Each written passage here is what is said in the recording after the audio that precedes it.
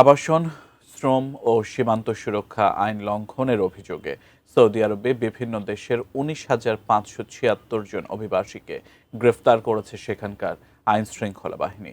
ইতোমধ্যে এদের ১২,৩৬৫ জনকে নিজ দেশে ফেরত পাঠানো হয়েছে। সৌদি স্বরাষ্ট্র মন্ত্রণালয়ের বরাতে এই খবর জানিয়েছে সংবাদ মাধ্যম গালফ নিউজ। এতে বলা হয়, চলতি মাসের ৪ থেকে ১০ ডিসেম্বর পর্যন্ত দেশজুড়ে ব্যাপক নিরাপত্তা অভিযানের অংশ হিসেবে তাদের গ্রেফতার করা হয়েছে।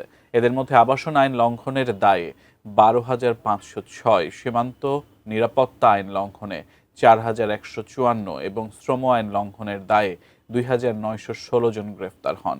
এছাড়া অবৈধভাবে সীমান্ত পেরিয়ে সৌদি আরবে প্রবেশের সময় আরও ১,৪১৮ জনকে গ্রেফতার করা হয়।